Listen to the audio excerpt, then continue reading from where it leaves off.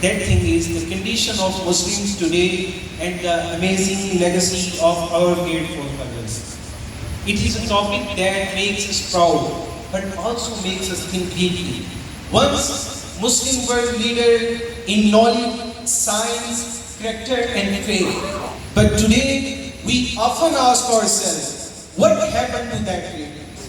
Can we become strong and respected again? This is not just a history lesson. It is a reminder that we have the power to rise again if we follow the true path of Islam. So let us begin with open heart and thoughtful mind. Respected audience, long ago, Muslims were leader of the world, not because of money or weapons, but because of their good character, strong faith and deep knowledge. They followed Islam, not just in name, but in their actions. Their legacy was full of wisdom, courage and excellence. But today, when we look at ourselves, we must ask, are we living like the true farmer? Or have we forgotten the path of our ancestors? This means we should become strong in faith, character and purpose, just like our ancestors. They were not afraid of the world. They lived for a higher goal, to please Allah and serve humanity. The Quran says, the Allah Rabbul Izzat said, you are the best nation raised for mankind.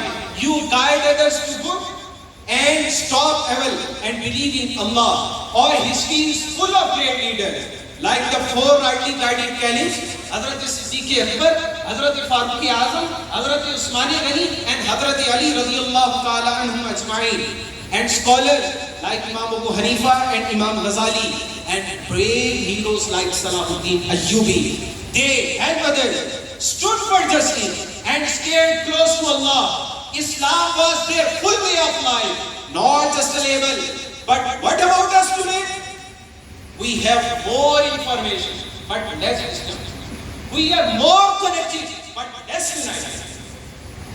And we practice rituals, but often forget the real spirit of Islam.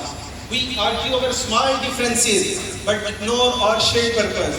Iqbal described this line with pen and said, गवादी हमने जो असलाफ से मीरास पाई थी, गवादी हमने जो असलाफ से मीरास पाई थी, सुरैया से जमीन पर आसमान ने हमको दे मारा. We lost the legacy of our great ancestors. From the stars, we fell to the ground. Our past gave the world knowledge in science, medicine, architecture and philosophy. But today, many Muslims depend on others for leadership and ideas. All universities and communities often look backward, not forward. But there is a hope. The way back is clear. We must return to the real teachings of Quran and Sunnah, not just in words, but in how we live, think and act. The Prophet ﷺ said, the best of you are those who learn the Quran and teach it. Our ancestors loved knowledge and shared it. They built school when others had none. They balanced faith and action, worship and wisdom. Iqbal gives us hope too and said, नहीं है ना उम्मीद इकबाल अपनी कस्बे वीरा से, नहीं है ना उम्मीद इकबाल अपनी कस्बे वीरा से, जरा सी नम हो तो ये मिट्टी बड़ी जरखेज है साकी. Iqbal is not hopeless about his dry land. With just a little water, this soil can be fertile again. That water is our effort, our honesty, learning and service. Let's not only praise our past, but also live it. Let's become good professionals, honest leaders and kind neighbors.